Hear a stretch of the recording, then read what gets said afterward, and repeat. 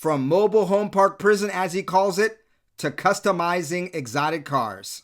I have a great interview with a great entrepreneur. Strap in. Let's get this started.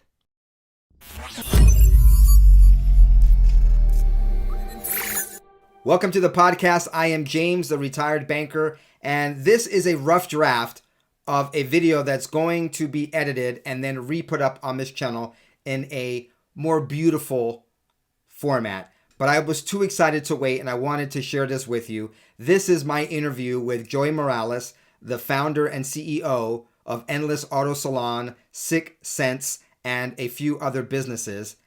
This is a man who grew up in a mobile home park prison, but now he is the go-to guy in Southern California for beautifying and customizing exotic cars. He's got one heck of a story, and he's got great business sense and nuggets of wisdom to grow a business from in his mother's driveway to Southern California. He is right down the street from some pretty famous shops and does business with some pretty famous shops like West Coast Exotics. He's down the street from Sheepy Race, and he's prepared cars that have been shown at SEMA. Joey is the real deal, did not go to college, doesn't have a business degree, but he's killing it. So get your notepads out, get your thinking caps on, and enjoy my conversation with Joey Morales at his shop, Endless AutoSalon in Murrieta, California. All right, Joey, I know I'm a short guy, but this setup here, my feet don't even touch if the camera picks it up.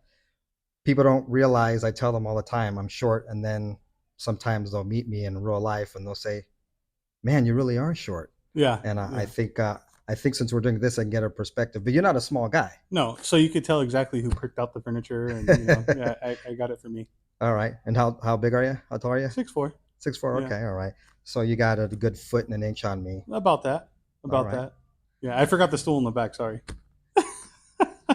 We are going to have fun today, folks. As I told you in the introduction, this is a master when it comes to art. If you are a person who likes or loves cars and you want to make your car look better, look unique, and look exactly how you want it on the exterior, Joey's your man, but he does a lot more than that. Joey, welcome to the program. Tell people who you are, the name of your business, and why the title of this video is going to be something like, I make exotic cars look even better. There we go. Okay. Yeah. Well, thank you for having me on the show.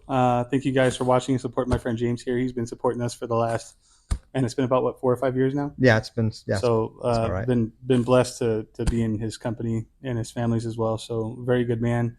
Know that you guys are supporting a very good family and person here. So my name is Joey Morales. I started this business in 2011 under the name Endless AutoSalon, where it has such become other DBAs as well, trying to utilize the cash flow to benefit on the startups that I'm doing on the back end of that. I think that's the premise of this show.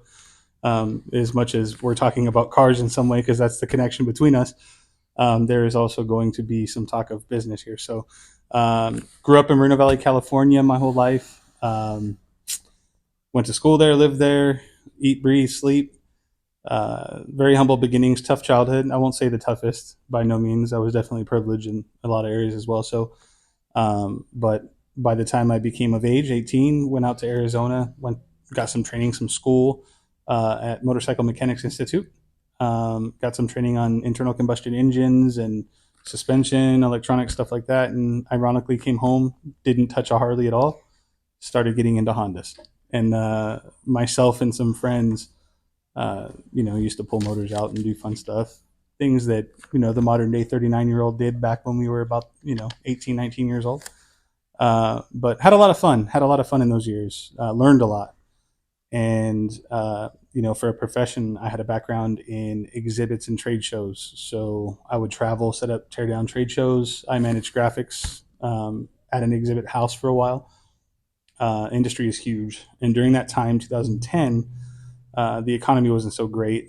A lot of Chinese imports were coming in, and people were going from custom booths to pre-builts, which were usually truss and pre-configured walls, et cetera, et cetera. So the industry shrunk a little bit.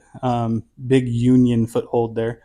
So the industry shrunk a little bit, and some of the exhibit houses that were supporting my job, my lifestyle, went under. At which point, since I was a graphics coordinator, I went on to start working from home, doing decals and little things here and there for cars and such. And some big, large corporations started manufacturing vehicle wrap. Much different than what it had already existed in. It already existed in the form of printable material. It went from paper to vinyl, which was at the time calendared, and I can get into that another time. I don't want to get too technical on this podcast here, but went from paper to vinyl, where it started to become moldable. And some of the vinyl manufacturers started manufacturing colors, carbon fibers, different things that today we kind of take for granted. Uh, we have a plethora of different designs, colors, and capabilities today that we didn't have then. But from my grassroots of working on cars, Honda specific, and other genres started to creep in that age group. We started applying carbon fiber to some of our body panels to make it a little bit more affordable than having to buy a whole hood. Mm-hmm. At that time, it was a little bit costly, and it turned into a full time job. I just took what I learned from. Turn my phone off here. Took what I learned from the trade show industry. By and large, I got to see what large corporations did for marketing, exchange of value. They had a keystone method. A lot of the times, manufacturing costs would be considered on wholesale cost. If it cost you 25 cents to manufacture it, it was wholesaled for 50 cents, and it was retailed for $1. Keystoning. And I got to see how that was, and that was the foundation to how I marketed my services. In the beginning, it was humble. It was humble. I didn't go get a bank loan. You were working from home, doing those things. But I took a lot of the knowledge that I got from the trade show industry, transferred it over. Took little bits of the marketing and different things, and kind of reinvented my life. Where God is definitely blessed, with knowledge and a lot of different things. So. It's been a journey. It's been a journey. So 2011, we started the business from my mom's garage driveway, and turned it into uh, just grew it until I had the ability to buy or move into a retail location, where we've had one before this one, but this has kind of been our home since 2016, where I've had the pleasure to meet James here and many other people. It's been a blessing to be here. So you hear lots of stories.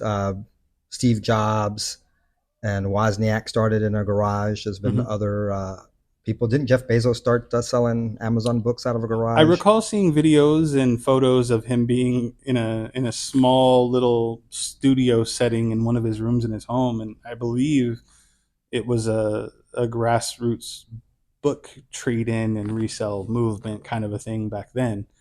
And then he got the bright idea to add the smile from A to Z and got into everything.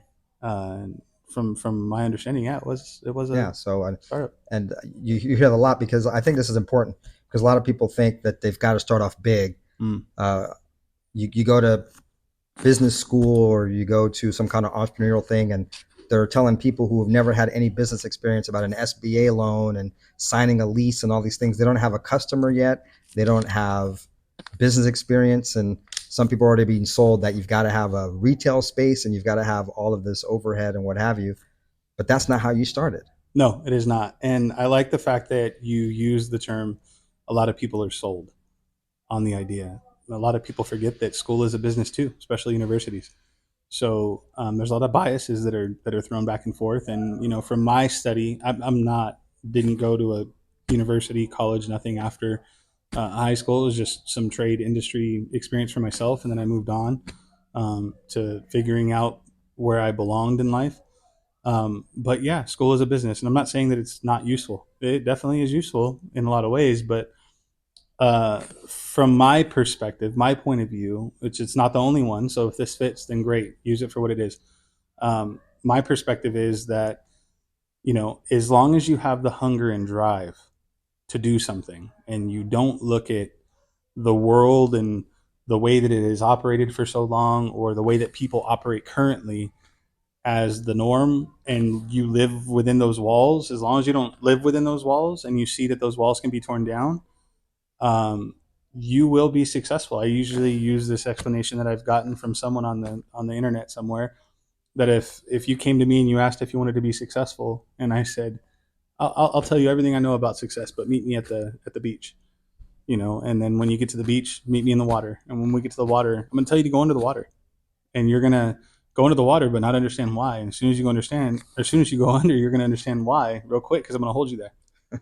And when you learn that if you apply yourself as much in real life as you do trying to get your next breath when you're underwater, you will be successful. It's something that, as you grow older and you have those concepts, I mean, we're constantly being challenged by new things in life.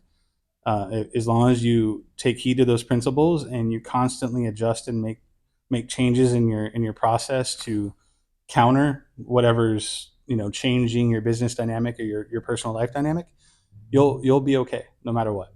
I promise that. Just keep fighting. But yeah, it's not necessary in my eyes to go to school. I find that in my business model, the internet is changing daily much faster than it did when 2003 or something, when I got into the world as an adult. It was much different then.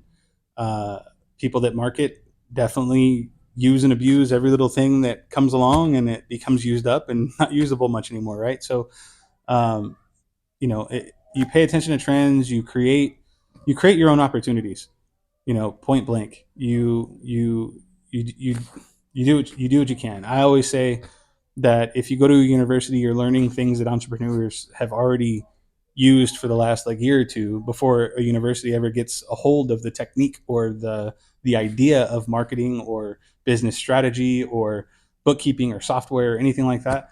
You're usually training people in universities to go and follow and understand the process that business is created, to go and follow and make that business go to the next step. But they're usually, once they get into a business, they're going to have to learn those processes that are currently being used and take them forward. And it takes creativity. It's not as cut and dry. You go to college to get a degree that just shows that you're going to be on time, you're going to think outside the box, you're going to mold, you're going to adapt. To me, that's what it is. And you see a lot of large corporations these days doing their own colleges, McDonald's, and many others doing their own universities, and for reasons that they're trying to mold and create people that are able to follow their way. I don't know the full business strategy behind that. I don't work for any of them, but Mhm. I mean, from what I can see, it seems as if they're trying to mold people at an earlier age to fit and follow in their footsteps. And you have campuses now rather than business buildings, and campuses are kind of designed to keep the workers there a little bit longer. You have convenience of being able to eat, do your laundry, and things like that, which are great. I like that people are thinking outside the box, but ultimately it comes down to efficiency. They're teaching efficiency, and in any small business model or large business corporation, there needs to be efficiency. And we're in a race to create profit.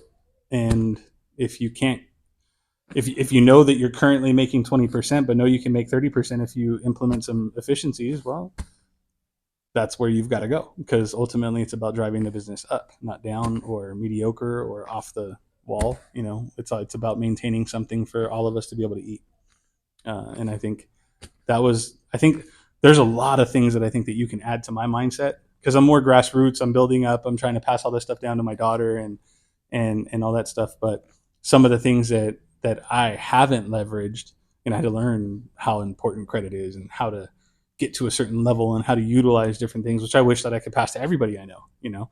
But there's a lot of things that the retired banker, would know that I wouldn't. And man, thank God for the opportunity to be able to have a podcast like this and discuss ideas, perspectives, and things like that. Because there's so many people out there that don't have my experience, don't have your experience, but have a drive and a desire to go out and do something. And I hope, and I'm sure you hope, that this can make a difference in the life of somebody that's looking for that. Um, yeah, we're all where we're at, but we want to give the information, and that's one thing I love about you when we come in and we talk and we have our little moments and stuff. It's real fun. So I appreciate it, Joe. You said so many things that I want to touch upon. For those who are not aware, I have a degree in economics, and so I love efficiency. Right, that's one of the uh, bedrock principles of being as successful as if you can drive your bottom line if you are efficient. And another thing I like you said is we sell young adults and high school kids that they got to go get a university education. And I think you went off to motorcycle tech school. Tech schools are a brilliant and great thing that have worked for so long in America. You would be apprentice, you would, maybe join a union, you would learn a trade. mm-hmm. And then if you were really good at that trade and you're entrepreneurial, then you could start a business, right? You learn plumbing, you learn to be an electrician, and then if you had the entrepreneurial mindset, then you could parlay that into a business. But now we're selling kids, go get a ethnic studies degree, a gender inequality degree, underwater basket weaving, whatever funny degree that we want to put out there, and we're doing a disservice to a lot of youth and young people that would be better served actually going to trade school, learning a trade. Yep. And then when you do go to business school, they teach you business. Don't get me wrong. Yeah. I mean, I haven't gone to business school. I have my degree in economics, and obviously take some of those classes, accounting and what have you. I have a minor in accounting as well. But what the name is actually there, it's business management. Mm-hmm. It's not building a business. It's not starting a business. It's not learning how to swim. It's learning once the craft is built, it's maintaining the ship and maybe how to operate the lifeboat. Yep. Staying with your uh, nautical example that you gave. The other day, yeah. But it's not. They're not really teaching people how to be entrepreneurs because No. you have to have your teeth kicked in. You have to be drowning. You have to get sand, up in your cracks. Mm-hmm. You've got to go through that. You're not going to be successful unless you go through the nitty gritty of having a business. And I had never heard that analogy before, and I appreciate that. I thought that was very good. Yeah. Before you carry on, there was a couple other things that I had noticed about what you were talking about, the college stuff and how we're doing the younger generation or kids a disservice when we go and they learn business management or this, that, and the other thing. And to circle back to what I talked about when it comes to how large corporations are even starting their own universities. I believe that it gets down to a business strategy method of, efficiencies, like I was saying, but also um, borderline politics and how that sways teaching methods in schools. Um, one of the biggest businesses is the government. No matter what way you want to turn that, and without going too far crazy into politics, we live in a society where we have um, huge influencers, and I don't mean YouTube. I don't mean this. This is our way to try to give tools to people free. And I see, by and large, a big grassroots movement of young people wanting to learn how to be entrepreneurs so bad that they scour the interwebs to try to find the information. Do I agree with all of the information that's out there? No, I don't personally agree.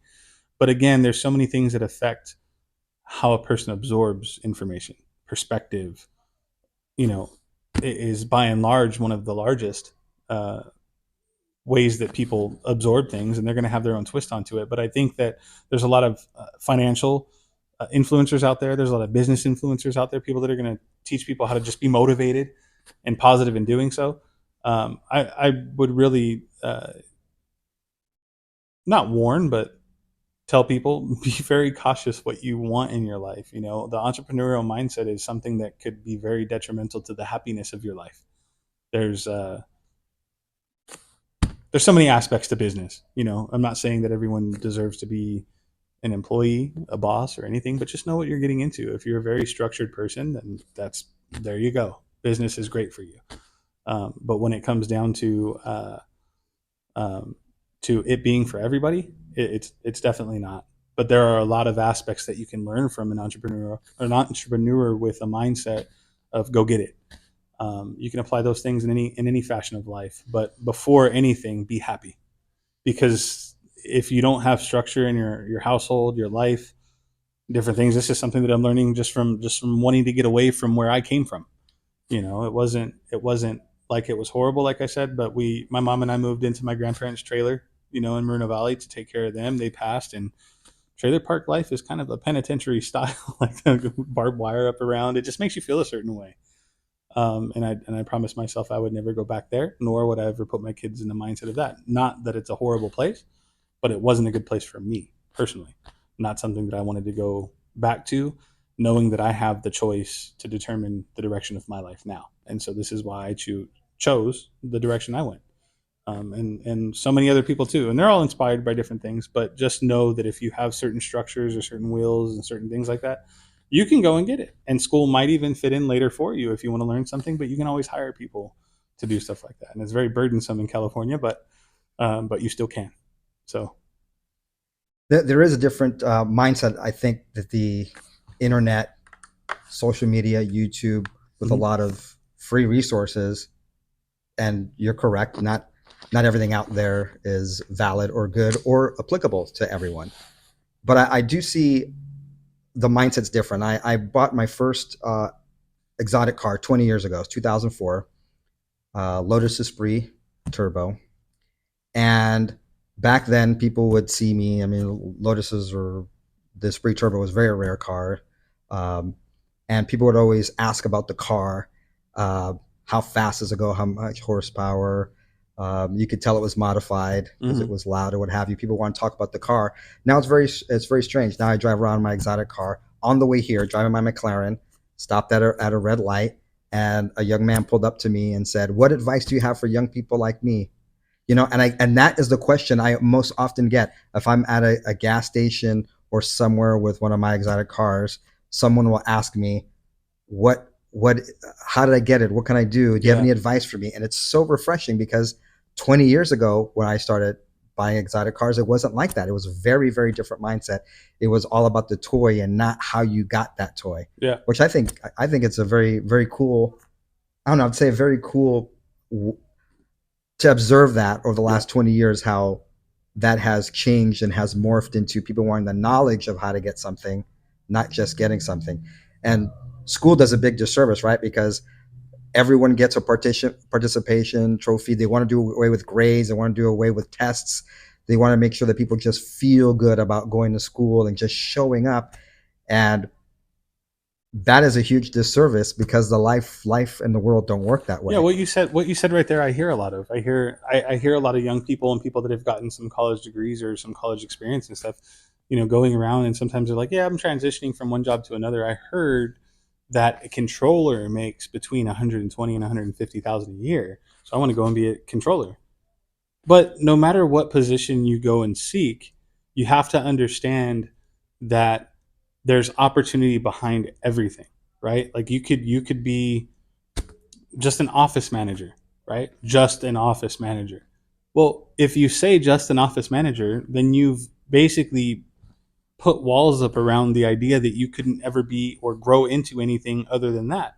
And in business needs to grow. So if you do your job well, but you're able to do more, there you go. That gets you to the next level. And the same is true as ownership. Ownership, I'm held to the crucible of having to do it whether I want to or not.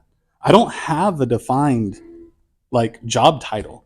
I have to fill in whatever needs to be filled, and in the custom industry, which is very, very, very hard right now, especially with skilled labor and lots of other things. I mean, I have all the abilities myself, but I can't do it all at the same time, so you have to figure out ways to leverage things.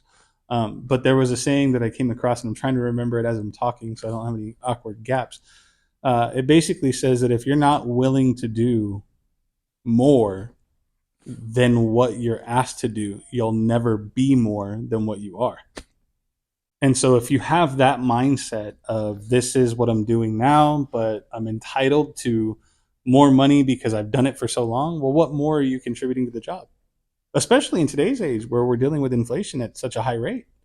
It kind of keeps life's finger on you. People want more money just because of inflation, but the business isn't bringing any more. And a lot of businesses right now, from what I'm talking to some friends and different people, are really feeling it right now. I certainly am. It's a cash flow thing, where your cash flow is greatly affected by different things. We had to diversify and do different things here with printing and other stuff. And in order to do that, I have to put money out to have materials in stock to be ready for that work when it comes in. And if I don't have it in a timely manner, then customers are turned off. There's just such a flow involved in everything. But anyways, that was to address mindset. Mindset being, if you're never willing to do more than what you do, you'll never become more than what you are. So if you have a different mindset, or you want a little bit more for yourself, there is always something that you can do outside of what is asked of you. Just simply pay attention. And I used to use this term, too broke to pay attention. So I figured out, to not be broke, I got to pay attention. Now, family, I hope you guys are taking notes here, because Joey has given you so many nuggets of wisdom. Things are changing. Things are changing. I have two questions for you. One is, with all the challenges of owning a business, a retail establishment, you've got employees, you've got all the things that come with a retail establishment. You've got to have inventory, machinery, computers, all these capital expenditures to support not just the work you're doing now, but as you mentioned, you have to see ahead of the work that's coming and make sure that you're prepared so you can move quickly on that. So all those challenges and headaches and what have you, is that better than just clocking in 9 to 5 and doing the same thing every single day ad nauseum for the rest of your life? To circle back, I kind of hinted at that. If you don't have the mindset or the heart to be able to deal with it, then this is not for you. It's not. Trust me. There's times where I'm like, I wish I could just go work for somebody. It seems as if it would just be a vacation for me to not have to think or worry about anything. There's from good friend of mine, Sonia. If you're out there and you watch this, thank you. She's a great friend of mine, but she works in the mental health genre, and she helped me understand a couple of things. She asked me, she says, "What are the three basic human emotions?" This changed my life, my perspective forever. And I said, kind of hinted towards, well, I really don't know. And she says, happiness, sadness, and anger. Happiness, sadness, and anger. And anger. And what causes anger? One of the biggest contributors of anger is fear. Fear of not being heard, fear of resentment, fear of failure. I can only attest to those things from a man's standpoint, right? I'm sure women deal with these things in a completely different way, but they're still very true in their life. And in mine, when someone doesn't hear you or understand what you're saying, sometimes you elevate your voice, and that's a fear. How could you not? You must not have heard me. I'm going to say it louder, kind of a thing. And then resentment, and a big thing for men, as I'm speaking, is failure. And when you're in a business owner position, something that rides on your shoulders every day is, I don't want to fail my family. And when the ship starts shaking a little bit and not all of it is fully in your control, you're relying on people to deliver their part of the pie. And outside economy, there's fear going around right now, and so many different things. Some people waiting for tax money to come. Some don't know if there's going to be tax money or not. We're kind of just trying to prepare for the next wave of, we don't know. And if you don't think that you can handle that, this is definitely not a position for you. There's so many different. I don't want to say that to scare anybody. I want to say that to just make people aware of that. That in my business model is very first one to go in the case of a market crash or anything like that, because it's a luxury. Thank goodness that we live in a area that has a little bit more disposable income, here in Murrieta, Temecula. But nonetheless, it's still discomforting not knowing what's going on, because everything affects whether someone comes in and buys from you. And right now I'm seeing a huge movement in the marketing side of things. On a daily level, someone new reaches out to us and they're like, "Hey, let us take $3,000 of your money a month, and we'll put you out on Google and on our platform and this, that, and anything with no guarantee." It seems as if people that know that the economy is a little shaky is trying to address something that businesses need, but there's no promise, there's no nothing, and that's the way that they're going to line their pockets to get through certain dips. So when you see movements of that, it's usually people just putting their chips on something that's going to be a little bit more guaranteed through certain times for them. But again, always look at business as a game. Um, much like money is something that we use, right? But money's a tool, really, and it's not ours. It's the Federal Reserve's. And so as long as we use money, we're bound by the laws that control money. Cash flow. We were talking the other day about maritime law, cash flow, the bank, riverbank. You have different things where I've seen some people talk about that. And it's very intriguing to understand like how a lot of the terminology comes from places like that. But um, but nonetheless, it's the bank's game, and we're all born into a system where this stuff exists. The lottery system. Why was it created? Well, I don't know. I wasn't born when it came around, but I've since studied. But most people don't care to do that, right? So unless you think outside the bounds of a box, are you ever going to understand why it was created, and maybe someone's strategy as to why it was implemented in the first place, right? So the entrepreneurial mind is going to be largely one that can navigate a space that most people aren't capable of navigating unless they're just falling into a business model that's tried and true. They know what to do. They put their money here. It's going to last 2 years. Pull my money out, sell the business. A lot of people these days don't make money when they have a business. They don't. They rely on the sell of the business 2 to 3 years later. The next person comes along, they invest their money, they see growth, then they're going to sell it. They're going to flip it. There's so many different strategies. I'm attached to this emotionally, so which is probably not a good thing. But I love what I do, and I think a lot of The people passion what helps you get through those tough times, though. sometimes, yeah, sometimes no, No, yeah, sometimes yeah. It's not. It's yeah, not. It's not yeah. There's like, yeah, pursue what you are passionate about. Well, that's not always something that's very possible or lucrative. uh-huh. I mean, not everything. I don't want to be a negative Nancy or No, what have you, but just some things are going to be more lucrative than others. yeah, Just if you're really yeah, excited about a niche that only has 700 people in the world in it, and it's a niche, a hobby where 85% of them are in Southeast Asia, that's you can pursue that passion, but it may not be lucrative. I heard something years ago that really helped me because I have a staffing business. I don't talk about it much mm-hmm, here, and then I have another business that has to do with healthcare, and I'm more passionate about the latter than the former, and I've kind of combined them. But I fell in love with the opportunity to build mm-hmm, a business. I didn't wake up one day and say, "Hey, I'm excited about this field." I mm-hmm, just saw the opportunity and I got excited about the opportunity, and I learned that from once again about 20 years ago. I went to a car show, an exotic car show. I had my car there, and I met some guy that was the president of the Viper Club of America, mm, and I asked him what he did, and his business had something to do with, and I'll be honest with you, it has something to do with like electronic recycling, mm. like or an industrial I recycling. have a friend. I have a friend that's in that business, and he does very well. Yeah, yeah. So I Very remember well. going like, I'm like, well, how do I get into that? And he's like, well, I was doing something else and I saw the opportunity and I got excited about the opportunity of, waste and electronic recycling. And I started a business around there and then it became very successful. But he's not excited necessarily about, you know, hazardous I'm material. curious. Did you meet this person locally? This person is in Orange County. That's crazy. Yeah, there's somebody that's like right around the corner that's a exotic car owner as well, Okay. and Yeah. yeah, Yeah. it And I, fits and the I description. bumped into them.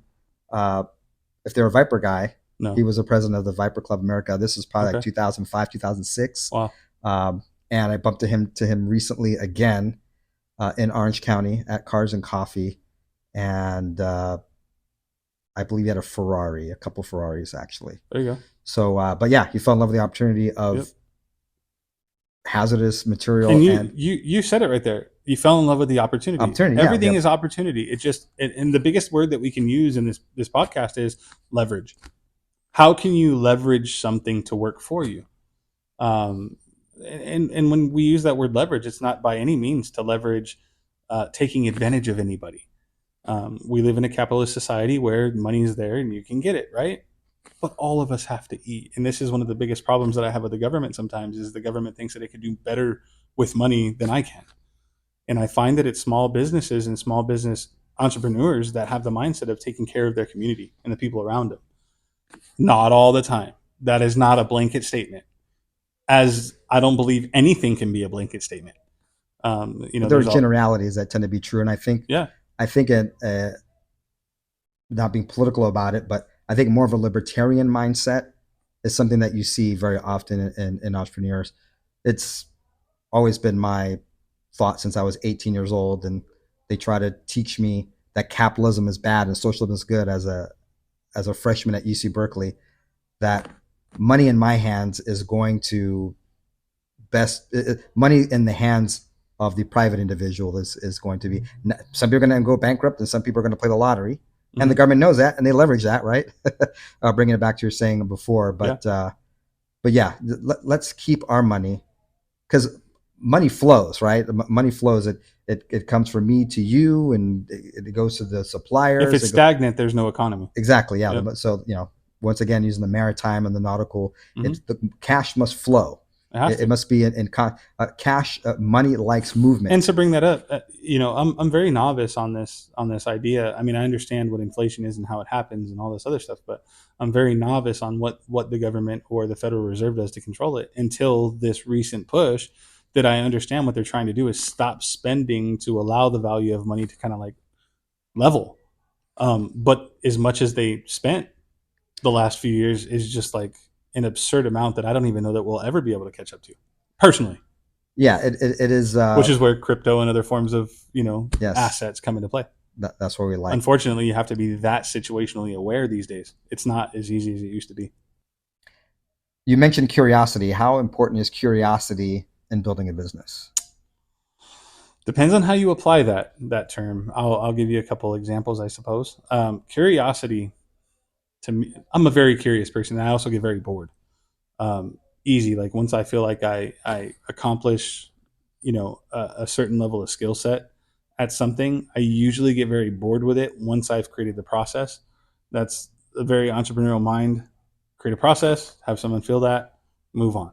That's what the owner should do. And in this business model, it tends to be I need to be focused on marketing and sales 100% of the time.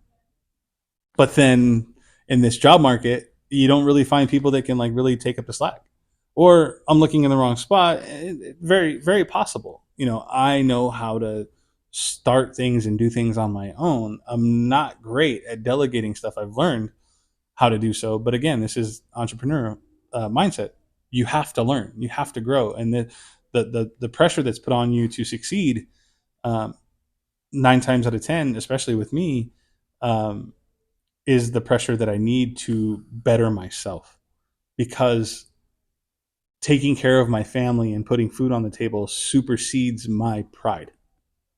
I could be very prideful and lose, but most people that get into this field don't want to do that. So curiosity for me, um, I'm always curious how I could leverage different things in the automotive industry to make the cash flow issue that I was talking about a little bit earlier something that's a little bit more non-existent. An idea that I had years ago that I was trying to do for my guys. I have a couple other brands. I have Auto Brew and I have Six Sense, and there's some other stuff that I dabble with that are online sales based, basically e-commerce. And the reason why I got into that was because I found that having a full-time secretary wasn't necessary because there was gaps in the schedule of job responsibilities. Meaning answering the phones was only going to happen when the phone rang. Doing the bookkeeping is only going to be done while there's bookkeeping that needs to be done. And I, by and large, wanted to make sure that I can keep a staff full time, 8 hours a day, whatever it was that they wanted to work. But it tended to be 8 hours a day to be able to make a livable income. And I wanted my guys in the back that worked so hard. It's labor, taking cars apart, putting them back together, getting things done in a timely manner, dealing with like different elements of dust and cold weather and hot weather and all kinds of different things that we have to work in. It's exhausting constantly having to change your method of doing something. to accomplish a goal. I wanted them to not feel so much pressure to have to. I mean, there's only two ways you can do it. You you charge more for a job, or you do more jobs, and it tends to be a little bit, the average in that on what we actually do here. But I wanted to soften the blow of them having to work harder by supplementing the business's income in other ways that don't take sweat to generate income. In this regards, it was just my creativity to create a couple things, and then advertising, and that would be the secretary's kind of job to start teaching the way, create the method. They would implement the method when they could, go on social media, talk to people, do little things here and there that would generate an interaction, and then someone new knowing about us. And then lo and behold, with 6 Cents, we've got a subscription service. So the more people we get on that subscription service, the more we have rolling over month to month to month that we didn't have to do something again to maintain. So that income that generates makes it easier for me to be able to pay someone in the back or the front a little bit of a higher salary that I might not have been able to do before, without them having to do more to do it. You create the processes, and as that grows, you can bring more people on. That's great. But again, that was my mindset with that. And if I took that same business principle or model and duplicated it with Auto Brew, there we go. But each of those businesses have different characteristics. Like shipping Auto Brew, which is a car care product. Don't go looking for it. It's not up right now. It's down. I've been focusing on 6 Cents and other stuff since, but it weighs a lot. So shipping costs are astronomical. And in the current state of shipping, gas fuel is high, and it's not always beneficial for somebody to try to order something online to get it to their house when there's a car care shop somewhere, within driving distance. Is probably going to take less gas to get there. So I've put that on hold because 6 Cents tends to be a little bit easier to manage, but you really have to scale it, because let's just say a $2 air freshener, you're going to have to sell a bunch of them to be able to make a livable wage, especially at the rates these days, right? But anyways, that's the idea behind that. My curiosity was that when customers come in, it's an easy upsell. You have an air freshener behind the counter. What's that? Oh, that's a scent that I like. Here, crack it open, smell it. Oh, great. Yeah, I'm going to come in here and get them. And now I have people that come in, all the time, every other week, $10, $10, $10. That's cool. It kind of works. But now in the current state of our economy, I'm looking like, well, wait, all of my eggs are in one basket. I have automotive wraps, automotive tint, automotive customization print. I have automotive car care, automotive air fresheners. I haven't diversified. I've diversified in brand, but not in genre or category, if you will. And so I'm kind of like rethinking where I'm at currently to whatever. So curiosity got me there. Curiosity of trying to fix one problem creates another. I'm a very curious person. I'm hungry to learn all these things, and now that I've been a little bit more on the bookkeeping side, curiosity is really expanding, because then you understand tax code better, you understand cash flow better. None of these things I went to school to learn. I'm learning on my own. And so when I hear you coin terms that, whether you've learned from your professional experience or school or whatever it was, they make perfect sense to me once you say them. But because I'm a non-educated entrepreneur, I don't have a term for the things that I know I need to do here. I just know that it needs to get done. But when you coin those terms, it's kind of like, that's what it's called. Anyways, curiosity by and large got me here. How much further can I push the envelope of quality? How much further can I make things more efficient with marketing, with cash flow, with different things? And how can I take care of the people that are here so that I don't have to constantly worry about turnover?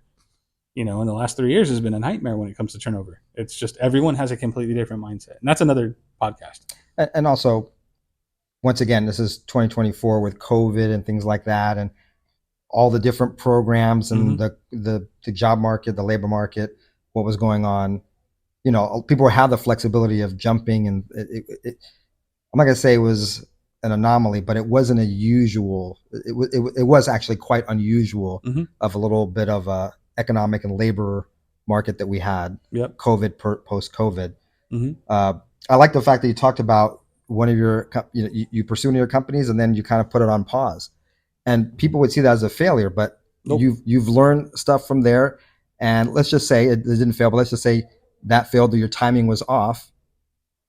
Yeah, see, just your facial expression. All right, so yeah, this is part of the school of entrepreneurship and business. Yeah, yeah. Business and entrepreneurship is literally the school of hard knocks. There is no school for it. Mm-hmm. You either go and do it and learn, and you're held to the grindstone, or you're not. Uh, you know, I look at life as you win or learn. That is it. Until you die, that is it. You win or learn. Yeah, no win or And if lose, win or learn. Yeah, and if you look at life like you win or lose, well, then you're defining yourself. Like, I believe that you are anything that you say you are. If you say that you're having a bad day, you're going to have one, because that's what you're defining. We are people that are capable of speaking things into existence, if you will. What you believe, you will be. And trust me, lately, I believe that, but you can get off track really easy. Really easy, with all these things piled up on your shoulders. And it's hard sometimes when you have so many people that are relying on you to either pay them or to be there for them emotionally, or just advice or different things, which I tend to kind of like want to be there for people. It's burdensome when you don't make time for yourself to be sharpened again.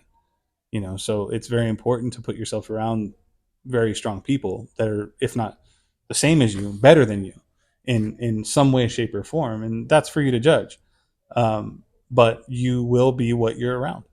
And that's, you also speak Spanish, which I'm, very surprised the first time I met you how fluent you were with it. But there's sayings And in Joey's had the pleasure of, we've been doing business for, yeah, like I said, 4, 5, 6 years now, and you've had, my wife often comes in with me, yeah, not always, but often comes in with me, and while we're waiting to speak to Joey or do something, my wife, I mean, that's the language that her and I speak. oh yeah, That's our yeah, language. So yeah, very fluent. And in the Spanish culture, from what I know, I don't know how to say it, but it says, "You show me who you're walking with, I'll show you who you'll be." And I find that would be very true in any walk of life, not just entrepreneurial or anything. So you've got to make sure that you've got the right people around you, 24/7. If you're on this journey alone, you could do it for a while, but it gets very burdensome carrying this on your own. So make sure you have good support at home. Make sure you marry well. For young men out there, a woman can make you half the man you are or twice the man you're capable of being. That's a very important thing. Don't just go looking at the most beautiful girl only. All of them have attributes. All of them do. Find what best fits you. If you're going to be successful in life, it's success to me isn't making the most money. It's not.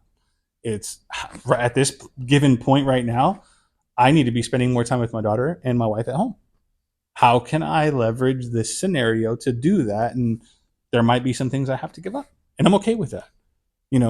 Living isn't being successful. Being successful to me is having a steady stream of income. Everyone understands their responsibilities. And just as much as I want to go spend time with my family, I also try to take on the characteristic of, I also want my guys to be able to have the same luxury.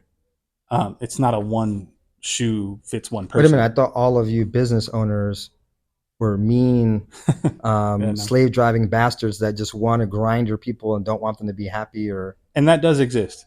That does exist. It does. And a lot of the times that can be defined differently too, because I see some very successful business environments where there's a lot of men in one group, and they're sales guys, dealerships specifically, and it's an ego contest to the person that's on the outside.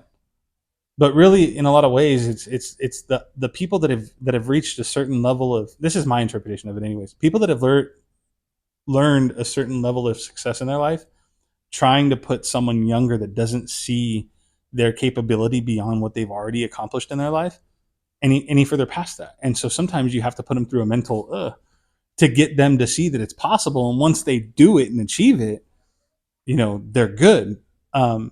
They believe in themselves more and more and more and more. Now, I'm not saying that I kind of like agree. the Navy SEALs, right? They push these guys way beyond what in they the first think in they're the possible. first 2 weeks, they put them through the hardest part, Mm-hmm. because that's what's going to show you whether they're going to be able to make it to the next part. Or boot camp, or even Yeah, even yeah. basic.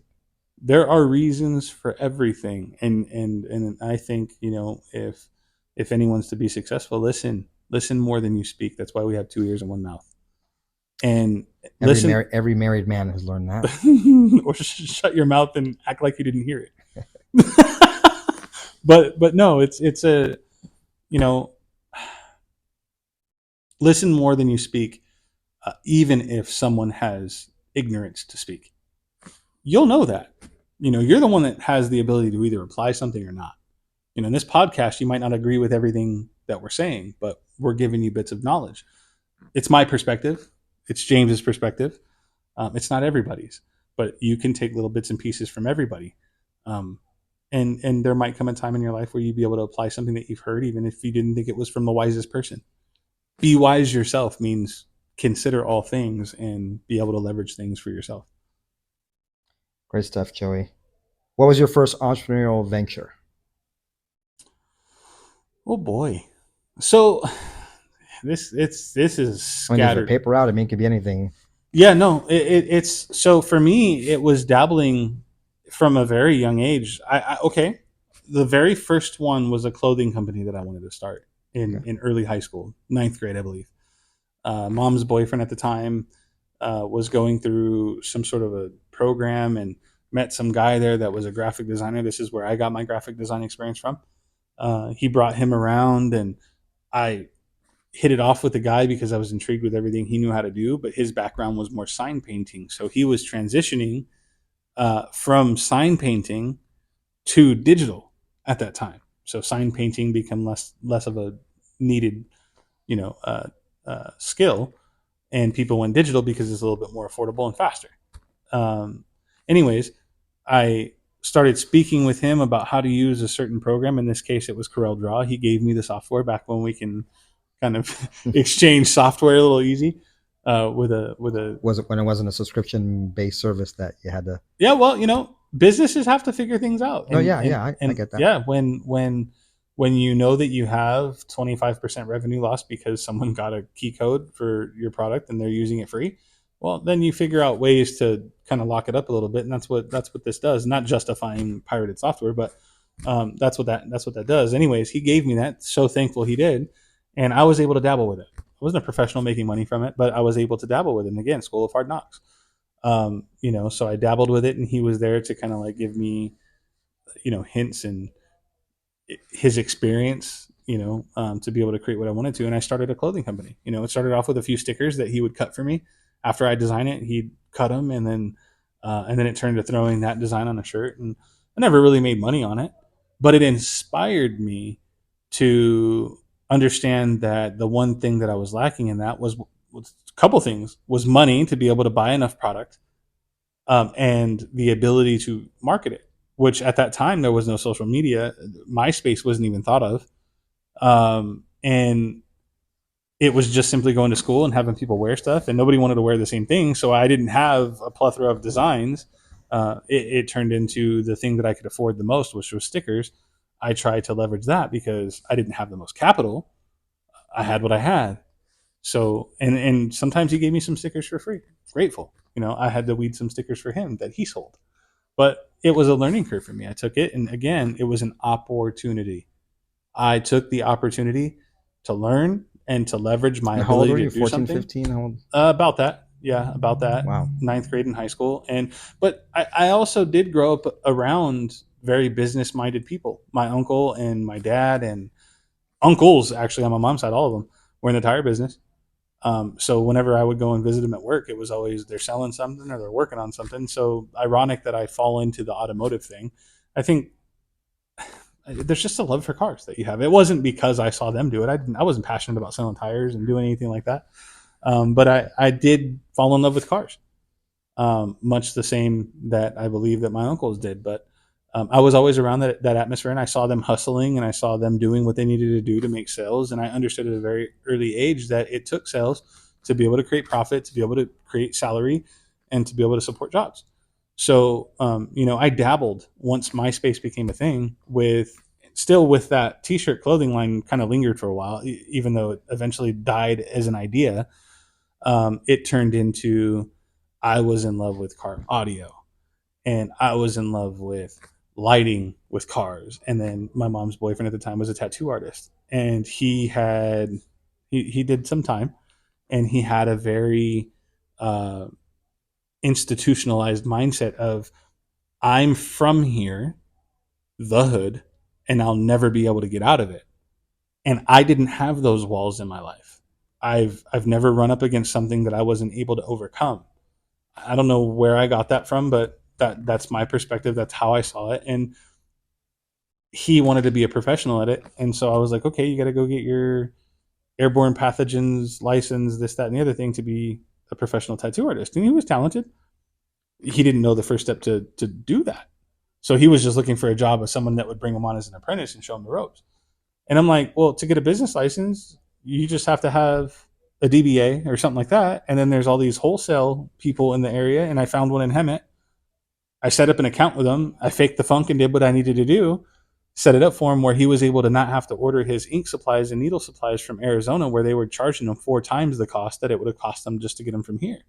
So I set up the account there. I also saw that they had piercing equipment. I then got into piercing because it was easy to pierce in ears and nose, something like that. And I learned all the techniques of doing so.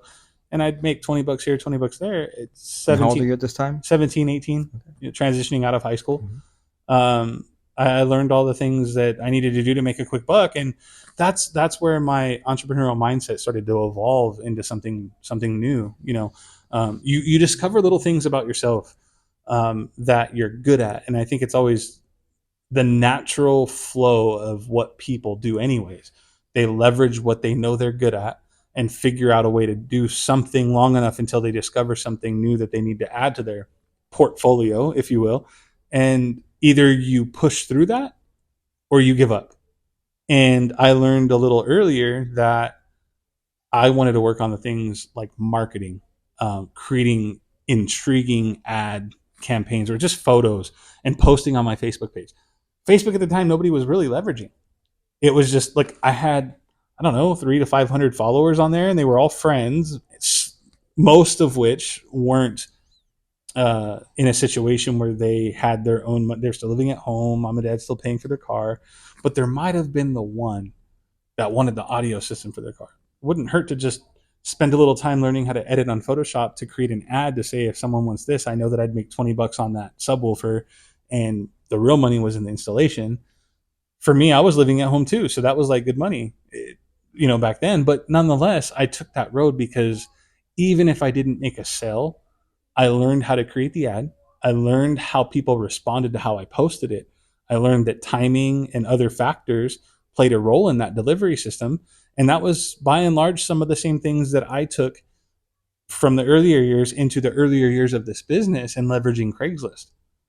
I learned coding when MySpace was a thing, because back then we used to do something called div overlays and make the complete MySpace page look like a website. I didn't know a lick of anything, but the minute that I saw someone doing it, I wanted to learn it. So I was going and getting HTML, CSS books at, Barnes and Nobles, and grandma would always buy them for me. She would never, shy away from, oh, he's trying to learn. Yeah. And I didn't learn a lot from those books, to be honest with you.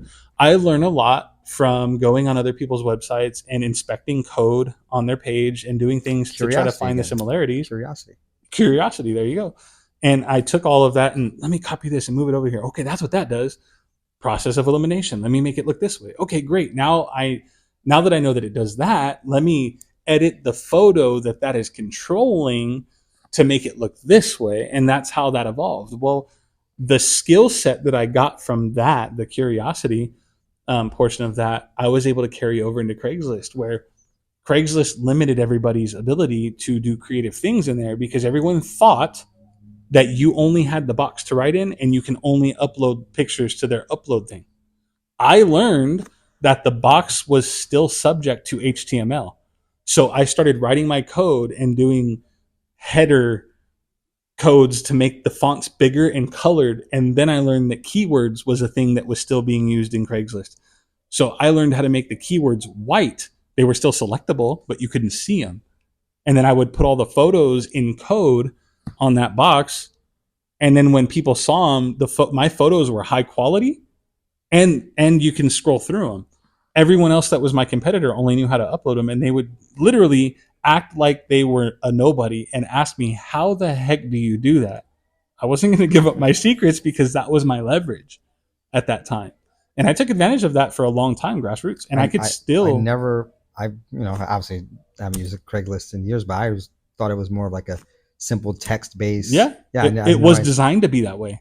But once you learn that you can leverage something to your advantage, you're capturing people's attention differently. And that's in this ecosystem that we're living in right now. There's so many different social platforms, there's algorithms, there's all these walls that people put up around us, right?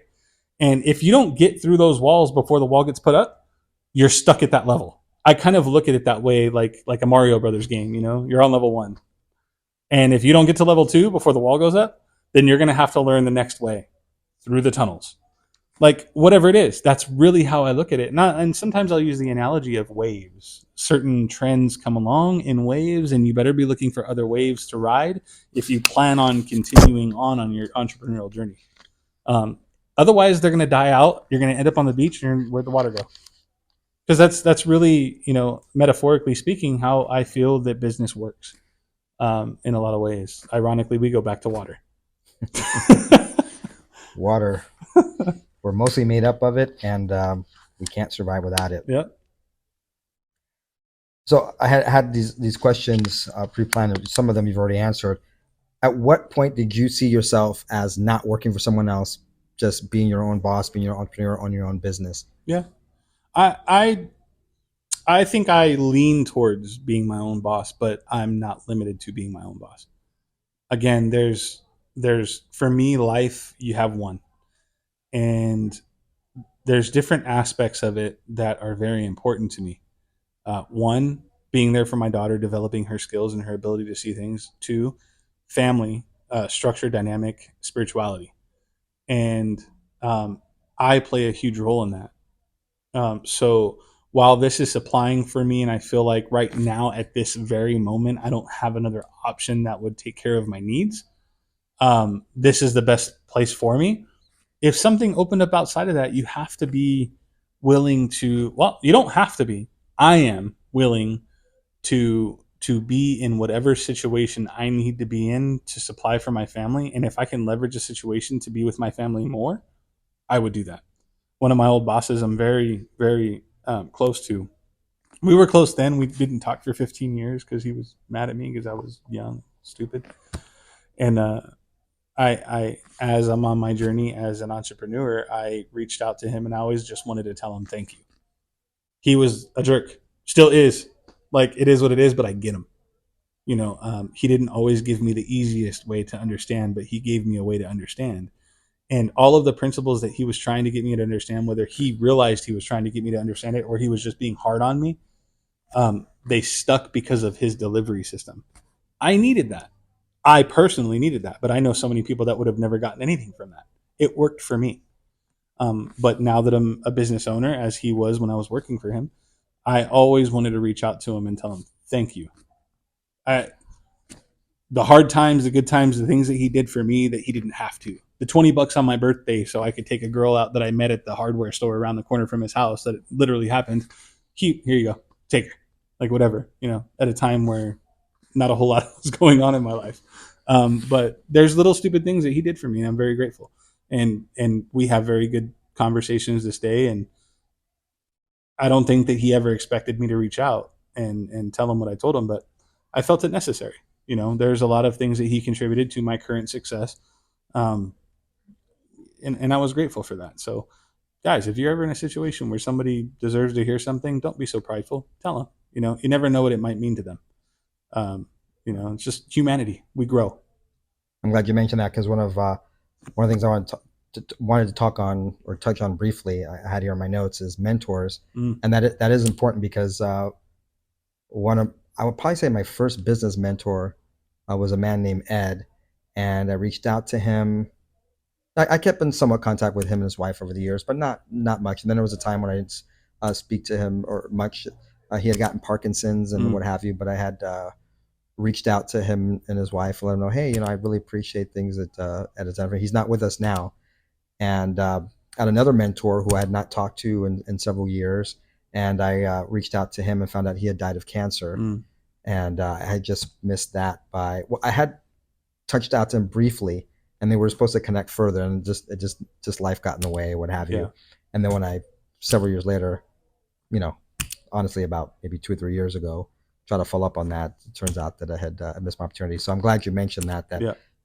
do that while you can, because you never know. And Yeah, and even if you weren't successful in your effort or your ideal way of delivering, let them know this. You learned from that I shouldn't carry something so long to get it done and over with quicker, because you don't know if you have tomorrow with somebody, and it's life comes at you fast, especially when you're older. It comes faster. It seems to accelerate from, man, my daughter's 8. I remember when I was 8, and I remember how slow life seemed. And I'm like watching her live, and it's like so fast, and it's going by real quick. And again, to go back, what is success? Define that in your life. Don't just go with the flow of what comes in front of you first. Sometimes you have to. Sometimes you have to leverage that. I get it, but try to always consider how that will affect that dynamic. One of my guys in the back, we talk about that all the time, and it's funny because he's at the age where I saw myself at his age, where he was like just getting a taste of the salt of cash flow, and now he's hungry. He's looking for it, whatever. But then he stops and thinks about like the time that he's not spending with his family, and he's like, but that, like, how do I balance that? And he had, I don't want to tell everybody everything about like the conversation, but he lost somebody very close to him recently that was his everything, and he, right when he started to get a taste of that, was working a lot and wished in hindsight he can go back and spend more time with that person, um, before he got so busy. And the same is true. We have a responsibility. We were talking about this service with kids going to college. A lot of times we're so busy living life to the fullest in business that we don't take the time and spend time that we need with the people that we love the most. Um, and then when we wake up and realize that the time doesn't exist anymore, it's gone. Nothing you can do about it. So we can't yeah, get so lost in the sauce. time is not something that must be managed well. Yeah, it needs to be. Not in a calendaring sort of sense. Uh-huh. My idea is that the whole idea of work-life balance, it's a myth. There's going to be times when you're going to be absolutely imbalanced. I come from an accounting background as well, and worked for Arthur Andersen, a big accounting firm, and I did some audit work. First part of what I did right after college, not that, but it was a portion of what I did. And if anyone's in accounting, there's no life work balance between January 1st and March 15th if you're doing business taxes, April 15th if you're doing people's 1040s and personal taxes. So there's no ideal way necessarily there's going to be life work imbalances, and that's why you must make it a priority to spend time with the ones you love, and make sure that when you're there, you're there. Yeah. When you're with your children, you're with your children. You're not thinking about work or. Well, why do we work? Yeah. So now you segue me into something else. Yeah. What is your motivation? I mean, what is your motivation? Yeah, my motivation at this point in my life is a lot different than it was when I started. When I started, it was getting a lick of salt and running with it, and to bring up the spiritual side of me. God blessed abundantly. I made myself available, and He continues to bless today. Back in the day, I felt called to church ministry. I know, looking at me, doesn't look like I fit the role, but I felt called to it and ran from it. And then I realized that God never stopped calling. He never stopped calling. He just ended up making something that I made myself available for to work for what He was calling me to do. There's people that walk in here all day long that would never think of having a conversation about God, and it just happens to come up naturally. It's not like I'm witnessing or I'm like trying to whatever. It's just people go through things and they vent. Oh, I'm so sorry. I was sitting in traffic and my husband just had a surgery, and I'm so sorry. I mean, I'll keep him in my prayers. Please do pray for this too. And then the conversation goes on. It's about being there. But again, like this isn't me pushing my views on anybody, but be someone who cares. It doesn't matter your background, your religious views, or anything. Be someone that cares. Um, in the beginning when I started this business, it was about watching what God blessed me with, and oh wow, we could do this, we could do this, we could do this, and then reality sets in with, oh well, I want to get my own place. It costs that much. I better work harder. And then you get down that tunnel vision mindset of you've got to just do what you got to do every day, and you get so into routine that you forget about life or why you're doing it in the first place. And like I said, when I was starting, my mindset was much different than what it is today. Today, it's about how do I get time back. I come across a saying from the Dalai Lama one time where I was just browsing for something, and it says, "What surprised him most about man was that we were willing to sacrifice our time to make money, to then use our money to recuperate our health, to then realizing that we're living as we would never die, and then die having never lived," kind of a thing. I didn't say that exact word for word, but I think the principle stands. Yeah, we get the gist. That it's interesting that we all join the rat race. And I think that if people care to educate themselves a little bit more than maybe you do now, and you study history on a deep level, you'll find how much, and I don't want to get too conspiracy theory, but how much of a cage we're actually in. Even to the point of changing historical events, even with something as simple as the if I'm not mistaken, we're using the Gregorian calendar today, right? Well, before we didn't. Where did months come from? These are topics that are floating around the internet and intriguing people's mindsets. You have October, November, December. Well, don't those represent 8, 9, and 10? Well, why do we have 12 months? And then July. Oh, that sounds like Julius Caesar.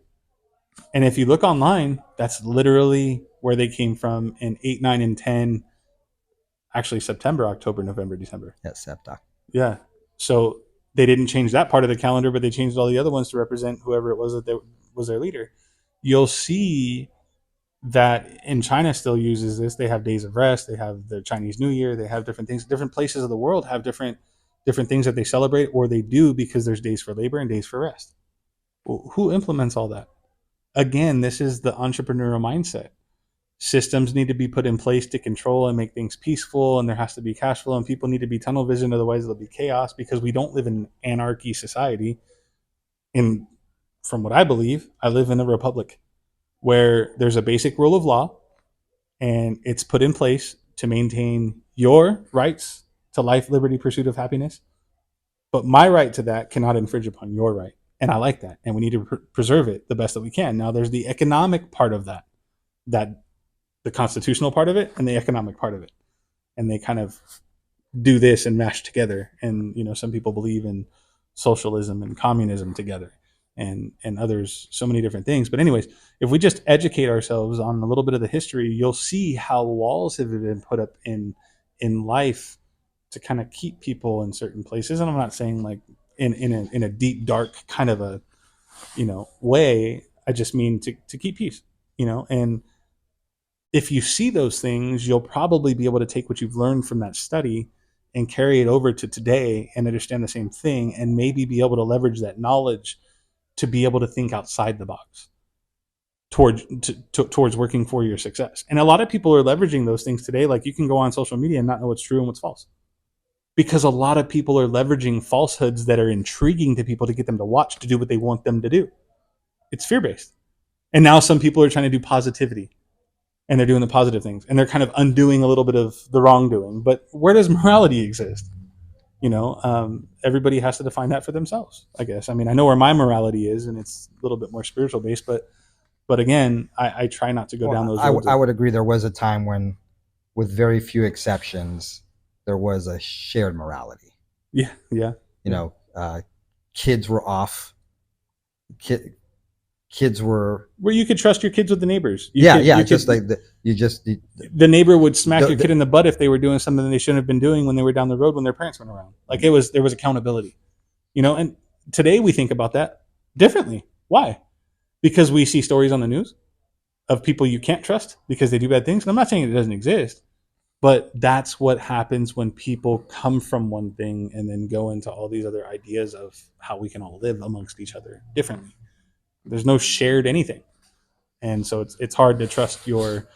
Uh, we used to think of, well, whatever TV show was on in the living room, that was like inviting somebody over to your house to influence your kids to be a certain way. We used to be very aware of that. And today, just occupy yourself, watch whatever. And of Really? course, yeah, giving small children tablets and Yeah, phones, and yeah. I mean, that's And a and then they have school shootings and all these other shootings that go on, and they talk about the person that did the shooting, and who's watching that are kids, and they're being not glorified per se, but they're being talked about. And to someone that feels like, again, to go back to the three basic human emotions, if they feel like they are not being heard, they do something to be heard. And we all have a childlike mindset. Sometimes when you don't know how to explain something like an adult, you act it out to get the attention to understand something's wrong. And anyways, this is a whole nother podcast, but all of those things play a role in how you run a business. And sometimes my guys won't have the same ability to communicate like I do. And I have to pay attention to their body language. Something's not right. I tend to have a heart to pull them aside, not in front of anybody, to say, what's up? Like, how can I help? You need a day off? You need a little money? Like, what is it? And I've been there in different ways for different people. Some I wish were still in my life. But in my opinion, I'm sure their opinion would be different. But in my opinion, being that I was in the role of big brother as boss, I had to do what was right for them and let them go. And one day maybe they would see things from my perspective, not out of regret or no. I out of don't want growth. nothing. Yeah, just out of growth, let them see what I was trying to do and that things weren't necessarily the way that they thought they were. Kind of like you who reached out to your mentor. You said you didn't get it at the Yeah, time, but yeah, years later, yeah. like you had an aha moment or It, an epiphany, or you just had a maturation where you Mhm. realized, oh, okay, that's really what was going on then. I didn't see it. Yeah, yeah, yeah. I just didn't have a whole lot to leverage. Um, you don't want to talk to your boss a certain way and tell them that the way that they are isn't necessarily the way that would work best for your business relation. And so sometimes you just shut up. Just shut up.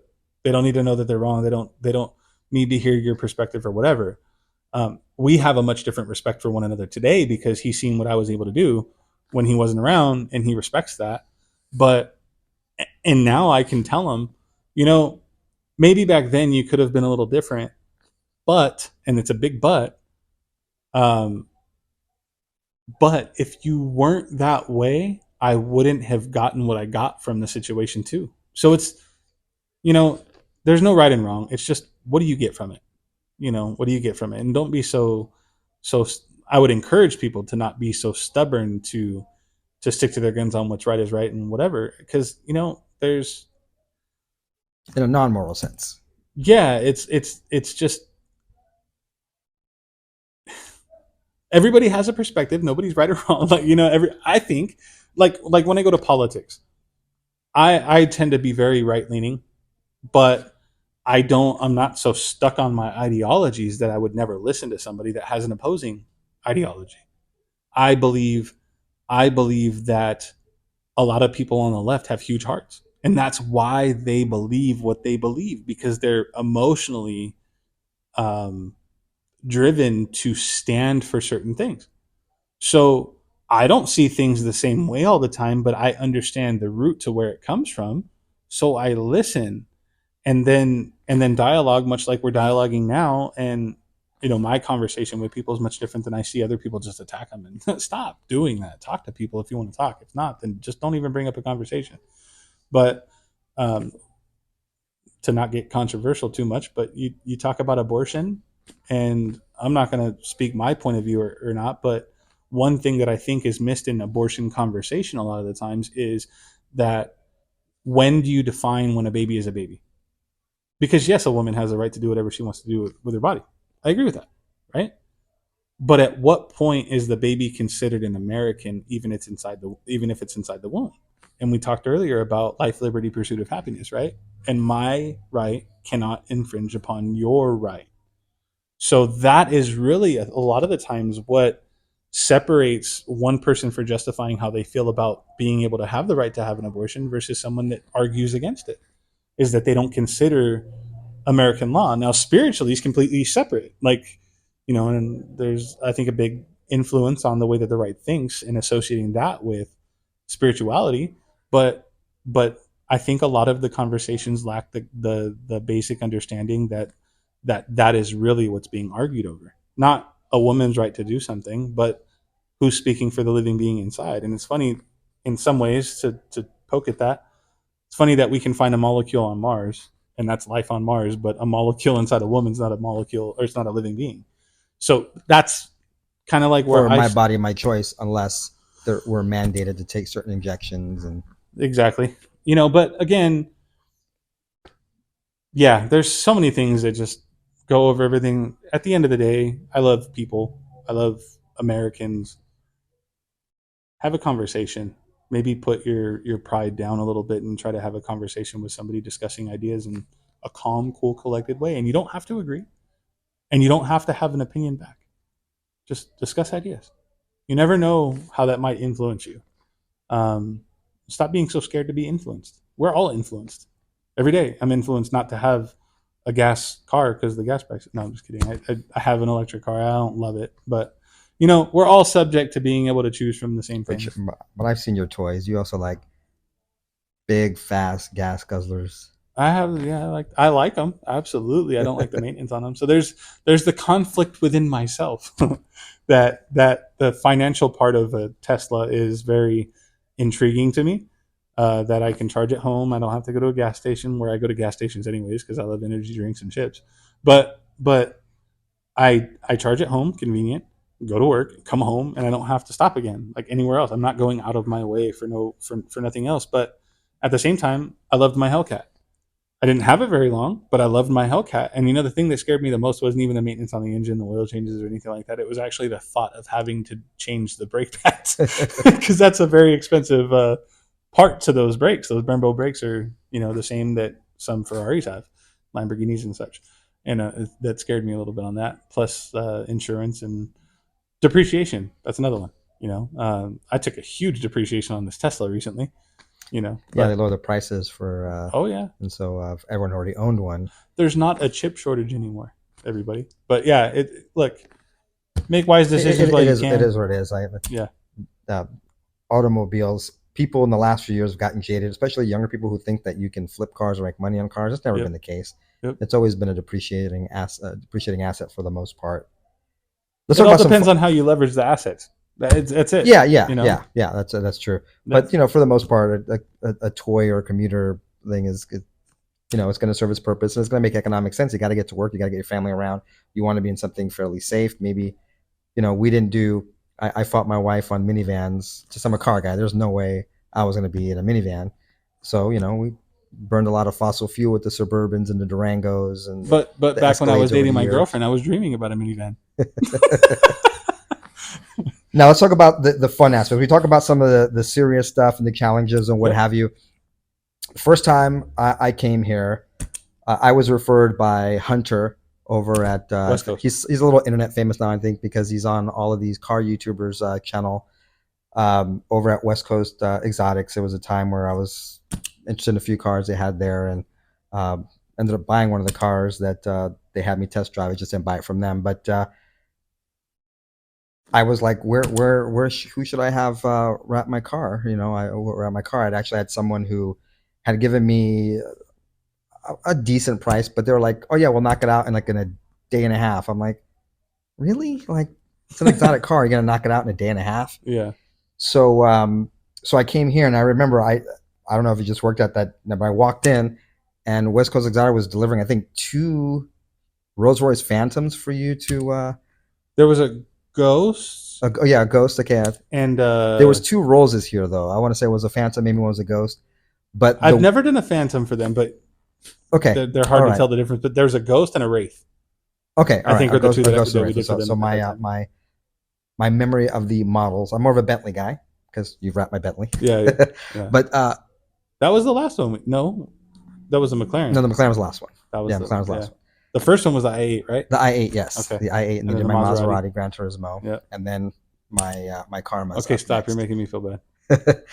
But I saw the work that you did, and what was, I mean, I got to see it, and then I think you had a Lamborghini back there, or I think you had another McLaren, a 720 or something. You just had a lot of exotics going on. There was the 720S that Yeah, we did for a while. That was yeah, the but at the same white time, one. I was first coming in. But what really sealed the deal for me, before you gave me a quote or anything, was the person from West Coast Exotics just saying, Joey's the only guy that we bring our cars to wrap. We know it's going to be great. We know that when we deliver the car to our client, they're going to love the work. And all it was about the quality, the craftsmanship. I don't know if that's the proper word for it, Yeah. but just, now having had 4 or 5 cars wrapped by you and your crew, just the attention to detail. Tell me about the pride that you guys take in your work, and what's your mentality behind that? Because I hear all the time people are like, "Oh, I got my car wrapped," or "I got I got my thing tinted. It's bubbling. It looks like Yeah. crap." Yeah. But I never hear that about Joey and Endless Auto. Oh no, it happens. Well, Yeah. you're being honest. It happens. I know Yeah. we're not perfect, but if it does happen, you guys correct. I'm saying, but 100%. Yeah. tell me about this pride as an artist that you have in the work that you do. Yeah. So, well, that's just me. That's me. Every business is a representation of its owner. Um, you know, depending on like what an owner gets into business for is what they're trying to leverage. Some guys get in and they're just like, this is about money. I'm going to spend as much time as I can with my family, and I don't care how it gets done, but it needs to get done. And I don't take that approach. And I'm not saying that approach exists in everybody or even a large percentage of anything. I care. I've always cared like to do the best work that I could. Some of it was influenced by the early years. The fear of failure. Where rap wasn't capable of doing certain things. At least my knowledge didn't allow it to do certain things, but curiosity again creeped in, where antennas are a very difficult piece to get a flat piece of wrap wrapped around it. And I was just gung ho on spending 2, 3, 4 hours on trying to figure out how or if it was even possible by trying different things.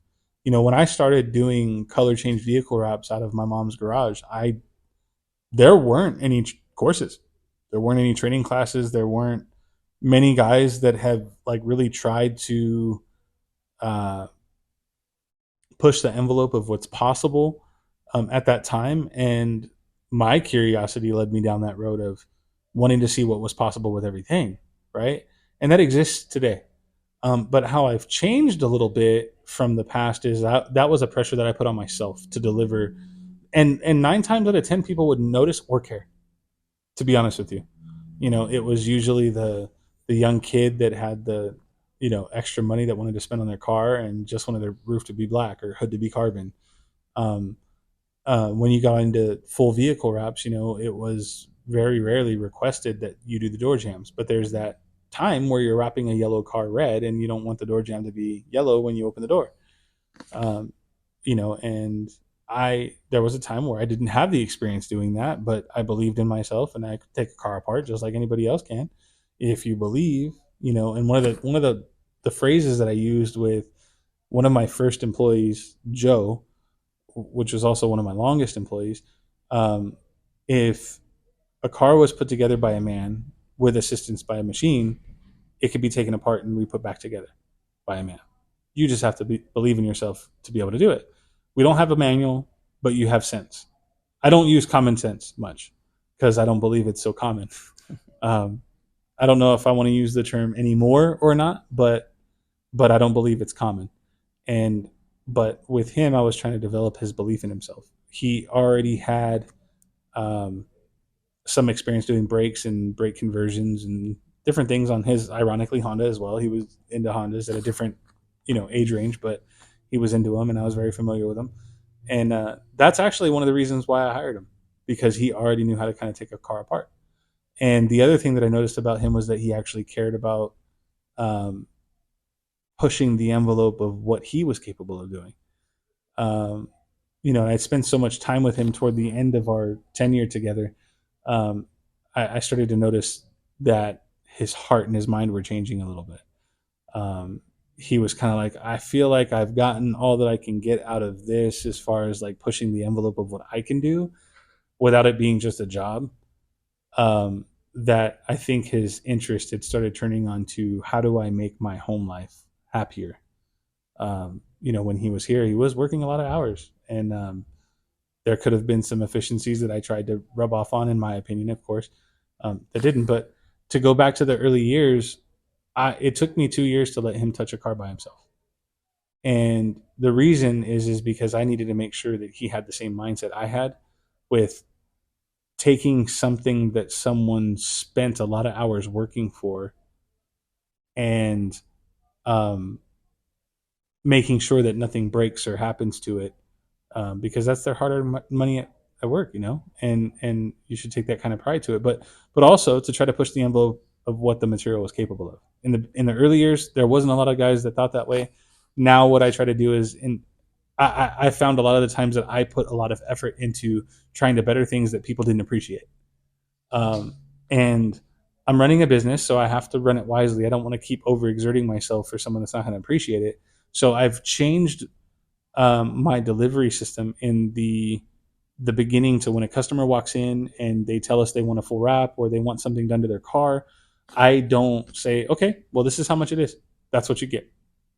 I educate them on the differences between what you can get here, what you can get there. I'm sure your experience was much that when you wanted a certain color, okay, this material acts this way, it's a lot harder to work with. This material acts that way. This is what you should expect. It became more of an educational interaction in the beginning to make sure that I understand a little bit of, and this is where the reading people comes into play. Making sure that what a customer, and I'm not perfect at this, but I'm more successful than not. The person's idea for what they're looking to get out of something is what we deliver. And I don't want them to overpay for something that they don't need to overpay for. And I don't want them to not pay for something that, or pay less for something that's going to be subpar what their vision is. So I always tell people when they come in here, look, we could do anything you want.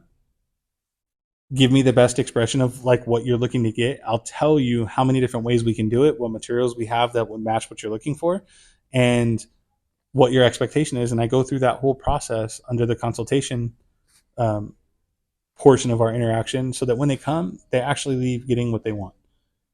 I hope I'm 100% successful every time, but I know that every interaction with every person is different. Some people don't have, the ability to communicate. I won't say like me, but I mean, our perspectives are different, and some people, when they come in here, they're intimidated, as you should be. I mean, you're spending a lot of money on something to get something that's very valuable, customized, especially exotic cars, where we're taking, 458 Ferraris completely apart, doors off the car, the whole nine First time you yards. sent me pictures, I was like, because the first person they just said, I went in. They said, okay, what kind of car do you have? I go, okay, I have a 2017 BMW i8, and they go, okay, all Yeah. right, then this, we'll get you something. And then I talked to them, and they just gave me something. I told them what, I went through a couple color swaps. I go, okay, we got an idea. And then they sent this, and they just quoted me, and I'm like, well, what if I want to change the color? It just seemed like they were mostly they mostly did like fleet work, so Gotcha. so Commercial work, and I didn't know what I didn't know, right? So I just thought, Yep. Someone does, they do full car wraps. I'd seen a car that I liked to go, oh, we get that done. They told me this place. I went there, and there was no consultation. It was like, this is the price, take it or leave it. I'm like, this is at the time $83,000 car. I'm just So and to go but back, with you, it was very different. I could tell that you were like, you wanted to make sure that I was happy and I got what I wanted. And I remember having that conversation with you. You're like, now for all the car guys, you're like, well, this vinyl, 3M Avery does this, but Tiny Bots does this, and it's hard to work with because it's this kind of vinyl. But then it has these qualities, and we went out there, and I remember so meticulous, like, this is what it looks like in the sun, and you had me move my car so I could see what it looks like in the shade. Yeah. So that's what it looked like in my garage. I'm like, this guy's freaking awesome. Like, he's like, I didn't want to have thought like to look at it both in sunlight and in so just as an entrepreneur, But that comes off as experience too, because there's been some circumstances before your job that I had to consider after that I didn't consider then. yeah, Someone was unhappy with the wrap that they got, or it wasn't exactly what they wanted color wise. Well, okay, nope, noted.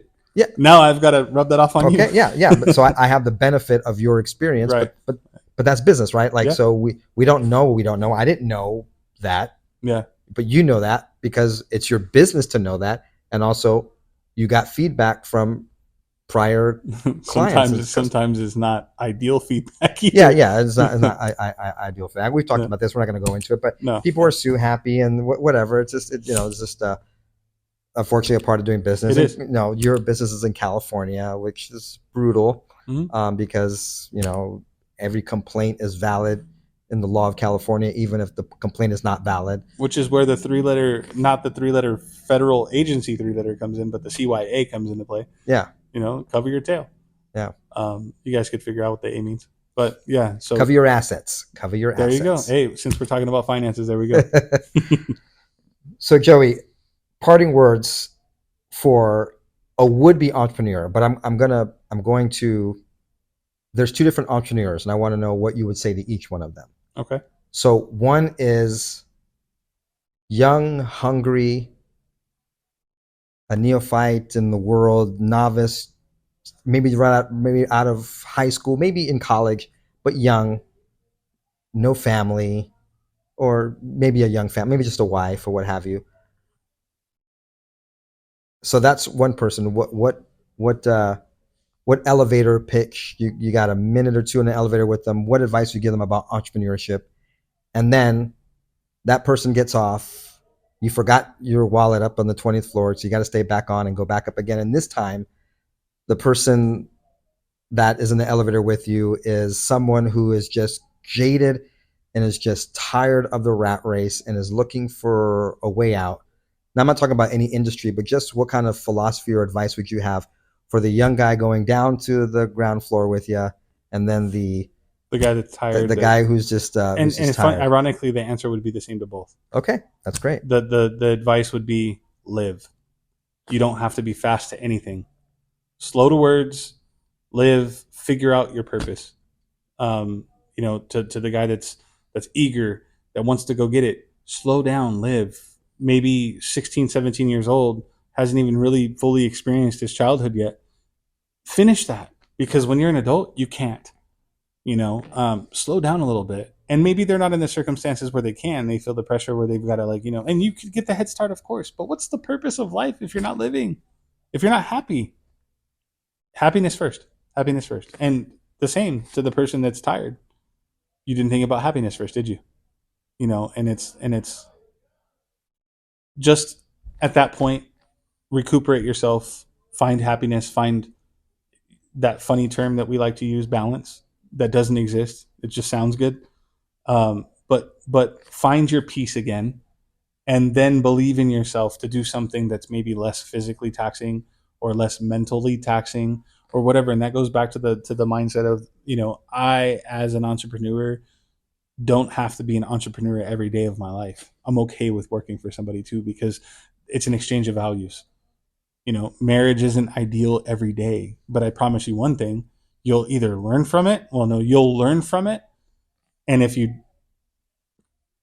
like a business. I don't know any other way to say it because I'm still learning. So I can't be the most benefit to someone with more experience than me, but I'm learning every day. I'm learning patience. I'm learning consideration for someone that feels and thinks completely different than I do as a man. And that funny word again, just balance. It's listen more than you speak. You don't have to be fast with your words. So many people feel that they have to be fast with their actions, fast with their words, swift with everything because of how fast the world moves. Slow it down. You have the control to be able to slow your inner workings down and live your life. And that's another important thing that I think that I missed on earlier. I don't think that there's a whole lot I missed on because I ramble a lot, but earlier I missed the ability to say, and I forgot, you're going to have to clip this. That ever happen to you? Probably all the time, right? No, it's slow down. You have the ability to control your life. It's your life. You're the one that determines whether it happens or doesn't. Your dreams are something that you either put into existence or don't. Nobody else can tell you that. And what I was going to say was that um, you are 100% in control of your life at all times. The only time you're not in control is if you give control up to somebody, and that's a choice too. That's it. Live your life. You only have one. That's it. Live it. Don't let anybody influence that unless you want to be influenced. But understand that there's risk and reward in everything. You know, balance it out the best that you can. But be happy. That's that. Be happy. Thank you. Joey Morales, Endless Auto, and all of the DBAs under that. Oh yeah. Appreciate 6 cents. Go check us out. Auto Brew. It'll be up soon.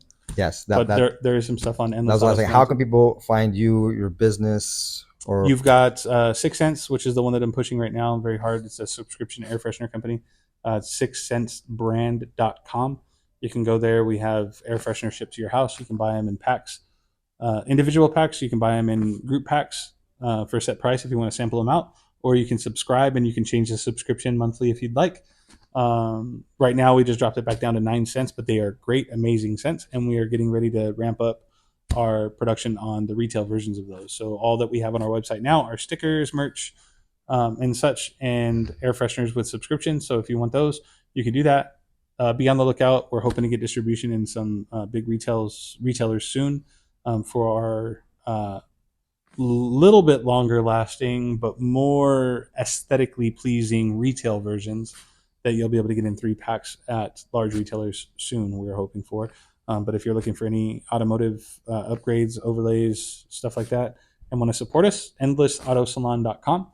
And be sure to check both of those out, spelled exactly the same on Instagram. You can support us there, see what we're up to, and support us. Also, if you have any questions for me directly, you have the ability to contact me on either one of those social media platforms. Usually the direct messages get straight to me. So if you have any questions, I am always available, and I always respond to stuff like that. I always appreciate people being curious.